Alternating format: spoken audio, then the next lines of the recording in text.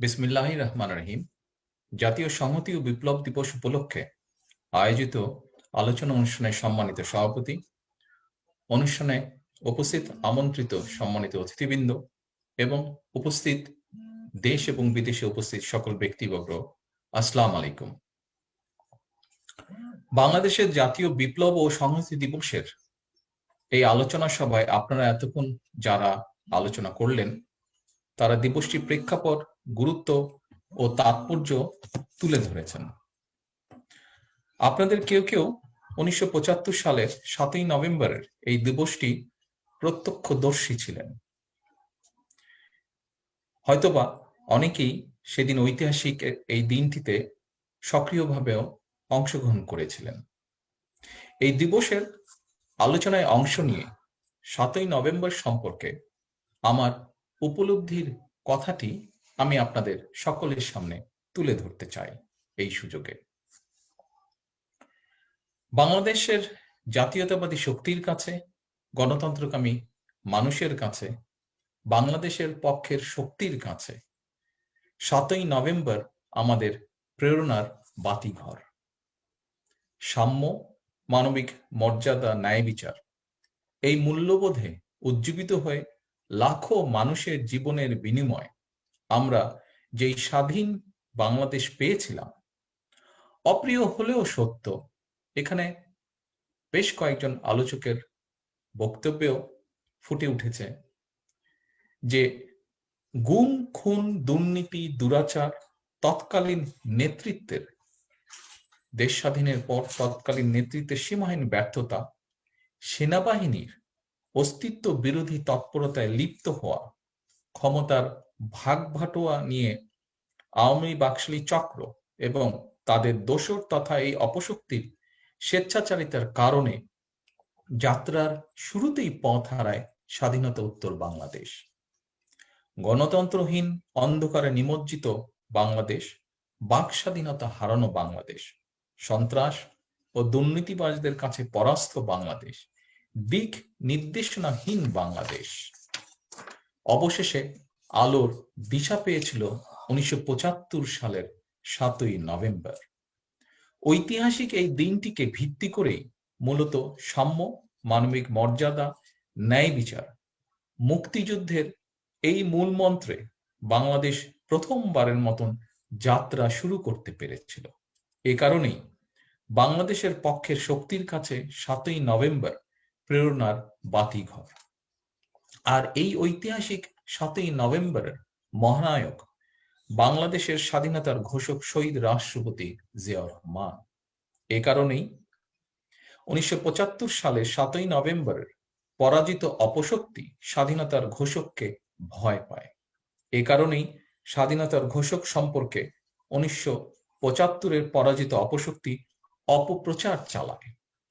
7ই নভেম্বরের সেই পরাজিত অপশক্তি মহাজোটের নামে একজোট হয়ে আবারও দেশের স্বার্থ বিরোধী তৎপরতায় লিপ্ত হয়েছে, আবারও জাতীয়তাবাদী শক্তির বিরুদ্ধে অপপ্রচারে লিপ্ত হয়েছে, স্বাধীনতার ঘোষকের বিরুদ্ধে চালিয়েছে মিথ্যে ষড়যন্ত্র, দেশনেত্রী বেগম খালেদা জিয়ার বিরুদ্ধেও ষড়যন্ত্র রয়েছে লিপ্ত।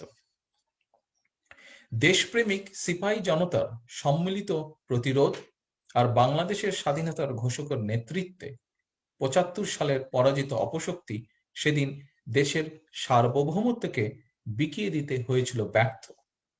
একটি স্বাধীন দেশের গৌরবের প্রতীক সেনাবাহিনীকে ধ্বংস করে দিতে ব্যর্থ হয়েছিল।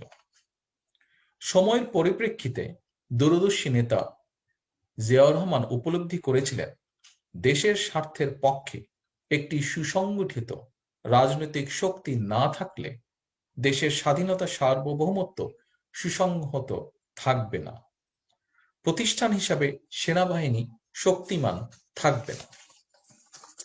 তাই কোনো দেশি বিদেশি অপশক্তি যাতে দেশের স্বাধীনতা বা সার্বভৌমত্বের বিরুদ্ধে দাঁড়াতে না পারে, দেশের স্বার্থ বিরোধী অপতৎপরতায় লিপ্ত হতে না পারে, সেই ইতিবাচক চিন্তা থেকেই স্বাধীনতার ঘোষক জিয়াউর রহমান দেশ এবং জনগণের স্বার্থে গঠন করেছিলেন বাংলাদেশ জাতীয়তাবাদী দল বিএনপি। সেই আদর্শ ও চেতনাকে ধারণ করে দেশি বিদেশি নানা ষড়যন্ত্র মোকাবেলা করে দেশনেত্রী বেগম খালেদা জিয়ার নেতৃত্বে এগিয়ে যেতে থাকে বাংলাদেশ। দেশের স্বার্থবিরোধী অপশক্তির এটি পছন্দ নয়। ফলে দেশপ্রেমিক জাতীয়তাবাদী শক্তি আর সেনাবাহিনী ৭৫-এর পরাজিত অপশক্তি আর তাদের দেশি বিদেশি দোসরদের টার্গেটে পরিণত হয়। ষড়যন্ত্রের ধারাবাহিকতায় জাতীয়তাবাদী শক্তির ঐক্যের প্রতীক দেশনেত্রী বেগম খালেদা জিয়াকে দুর্বল করতেই অত্যন্ত সুপরিকল্পিতভাবে ৭৫-এর পরাজিত শক্তির ইন্ধনে সংগঠিত হয় ২১শে আগস্ট। তাই আমাদের মনে হয় ভুলে গেলে চলবে না, ২১শে আগস্ট এবং কথিত 1-11 একই সূত্রে গাঁথা।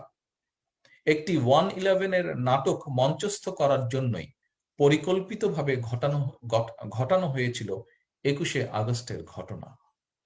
৭৫ সালের নভেম্বরে যারা দেশকে উল্টো পথে নিতে ব্যর্থ হয়েছিল, অবশেষে তারা ২০০৭ সালে কথিত 1-11-এর মাধ্যমে সফল হয়। কথিত ২১শে আগস্ট আর 1-11-এর নামে ষড়যন্ত্রের পথ ধরে রাষ্ট্র ক্ষমতা দখল করে ৭৫-এর পরাজিত অপশক্তি। এই অপশক্তি এখন পরাজয়ের প্রতিশোধ নিচ্ছে জাতীয়তাবাদী শক্তির বিরুদ্ধে, প্রতিশোধ নিচ্ছে সেনাবাহিনীর বিরুদ্ধে। ২০০৯ সালে ফেব্রুয়ারি মাসে বিডিআর পিলখানায় সুকৌশলে ৫৭ জন সেনা কর্মকর্তাকে হত্যাযজ্ঞ ছিল সেই প্রতিশোধের অংশ। দুর্ভাগ্য বাংলাদেশের সেনাবাহিনীর ৫৭ জন কর্মকর্তা হত্যার নির্মম হত্যাযজ্ঞের দিনটি প্রতি বছর নীরবে নিভৃতে চলে যায়। অথচ বাংলাদেশের ইতিহাসে ২৫শে ফেব্রুয়ারি জাতীয় শোক দিবস হিসাবে পালন করা উচিত ছিল বলেই দেশপ্রেমিক জনগণ মনে করে।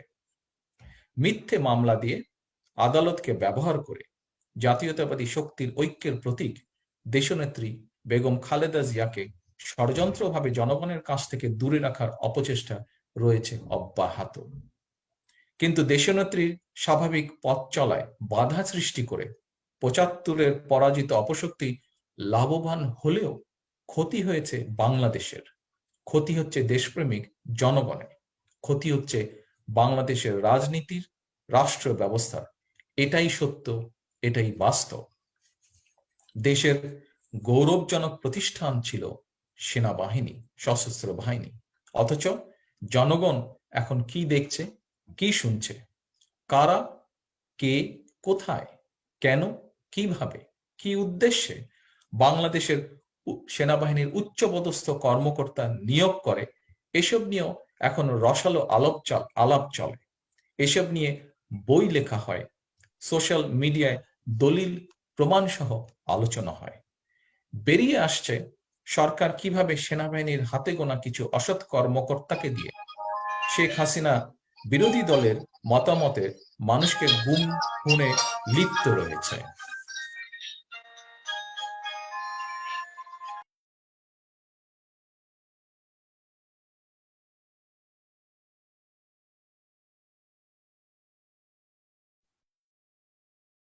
ঠিক আছে।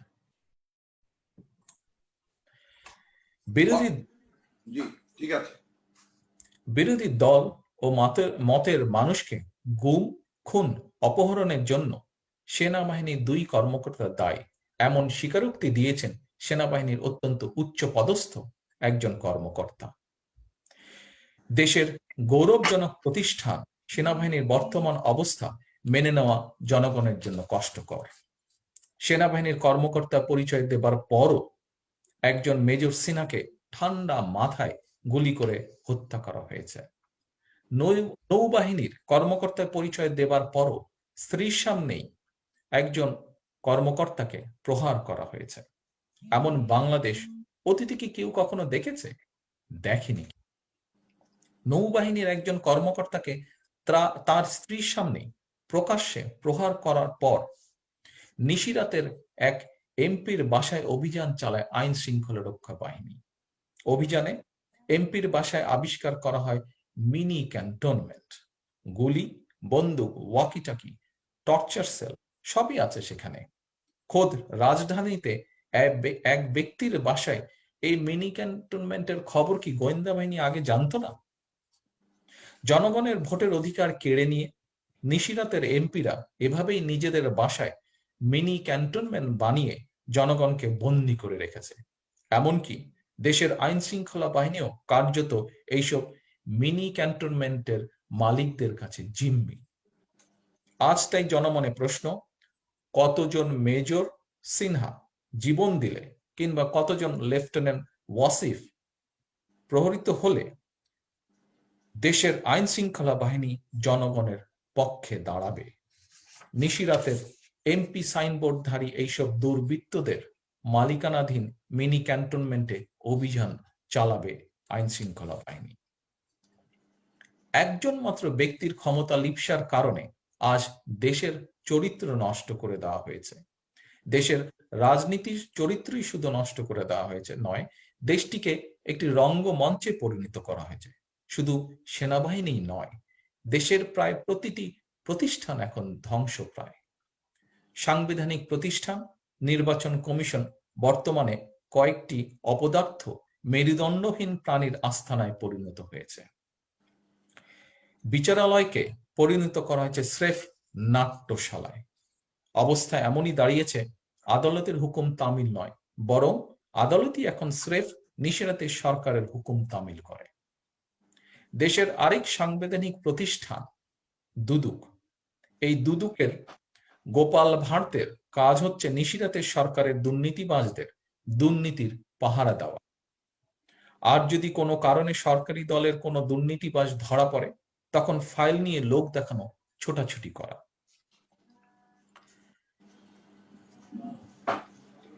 উপস্থিত আমন্ত্রিত অতিথিবৃন্দ এবং উপস্থিত সকল ব্যক্তিবর্গ, সংবাদপত্রের স্বাধীনতার কথা যত কম আলোচনা করা যায় ততই মনে হয় ভালো। কারণ গণতন্ত্র এবং সংবাদপত্রের স্বাধীনতা, এই দুটো বিষয় আর যাই হোক আওয়ামী লীগের সঙ্গে যায় না। তাছাড়া যে দেশে সাংবাদিক সাগর রুনি দম্পতির হত্যাকাণ্ডের বিচার এখনো হয় না, সে দেশে গণমাধ্যমের স্বাধীনতা কতক্ষণ আছে এই প্রশ্ন করা অবান্তর। আমরা এখন এক সময়ের সন্ধিক্ষণে, এক ভীষণ ক্রান্তিকাল অতিক্রম করছে দেশ। গোটা দেশই এখন পরিণত হয়েছে কারাগারে। শাসন প্রশাসন চলছে বন্দুকের নলের মুখে। তাই আজ সবচেয়ে বড় প্রশ্ন, গণতন্ত্র, আইনের শাসন, সাম্য, মানবিক মর্যাদা, সামাজিক মূল্যবোধ সবকিছুই কি পরাজিত হবে একজন মাত্র ব্যক্তির ক্ষমতার বিকৃত নেশার কাছে? মাত্র একজন ব্যক্তির ইচ্ছা, অনিচ্ছা কিংবা চাওয়া পাওয়ার কাছে কি পরাজিত হবে 18 কোটি মানুষের স্বাদ আকাঙ্ক্ষা? নাকি ঘুরে দাঁড়াবে বাংলাদেশ? না, বাংলাদেশ পরাজিত হতে পারে না। লাখো কোটি মানুষের স্বাধীনতা হতে পারে না বন্দী। 71 আমাদের সেই শিক্ষা দেয় না, 75 আমাদের সেই শিক্ষা দেয় না। দেশপ্রেমিক প্রতিটি নাগরিকের প্রতি আজ এই সংহতি দিবসে, এই বিপ্লব দিবসে আমার আহ্বান, মুক্তিযুদ্ধের মাধ্যমে অর্জিত এই রাষ্ট্রকে আমরা ব্যর্থ করে দিতে পারি না। এই দেশটা কোনো ব্যক্তি বা কোনো দলের নয়, এই দেশটা আপনার, আমার, আমাদের সকলের। এই দেশকে বাঁচাতে আমাদের সবাইকে এগিয়ে আসতে হবে। আসুন দেশ বাঁচাতে আমরা সকলে ঐক্যবদ্ধ হই। এই দেশটাকে রক্ষায় আমাদের এগিয়ে আসতে হবে। আসুন আমরা সকলে ঐক্যবদ্ধ হই এই দেশটাকে রক্ষা করতে, এই দেশের মানুষকে এই অবস্থা থেকে বের করে নিয়ে আসতে। যে যার অবস্থান থেকে আমরা আমাদের ভূমিকা রাখতে সচেষ্ট হই। 75 নভেম্বরে সেই পরাজিত অপশক্তির কাছে আজ বাংলাদেশ অসহায়, গণতন্ত্র অসহায়, হুমকির মুখে দেশের সার্বভৌমত্ব। তাই 75 পরাজিত অপশক্তিকে পরাজিত করে দেশ বাঁচাও, মানুষ বাঁচাও স্লোগানে আমাদেরকে জেগে উঠতে হবে। দেশকে সংকট থেকে বাঁচাতে আজ তাই আমি জাতীয়তাবাদী দেশপ্রেমিক সকলকে, সকল নাগরিককে, প্রতিটি মানুষকে আহ্বান জানাই যে এই দায়িত্ব জাতীয়তাবাদী শক্তিকেই নিতে হবে। এই নেতৃত্ব দিতে হবে জাতীয়তাবাদী শক্তিকেই। জাতীয়তাবাদী শক্তির প্রতিটি দেশপ্রেমিক নেতাকর্মীর প্রতি বক্তব্য শেষ করার আগে আবারও আমি আহ্বান জানাবো, আবারও আমি অনুরোধ করব, আসুন ঐক্যবদ্ধভাবে আমরা এর মোকাবেলা করি, ঐক্যবদ্ধভাবে আমরা দেশের মানুষকে এই অবস্থা থেকে বের করে নিয়ে আসি। যেই আশা, যেই প্রেরণা, যে আকাঙ্ক্ষা নিয়ে দেশের মানুষ একটি স্বাধীন সার্বভৌম রাষ্ট্র 1971 সালে প্রতিষ্ঠিত করেছিল, সেই লক্ষ্যে আমরা আবার ফিরে যাই। সকলকে ধন্যবাদ, সকলে সুস্থ থাকবেন, সকলে ভালো থাকবেন। আল্লাহ হাফেজ। বাংলাদেশ জিন্দাবাদ।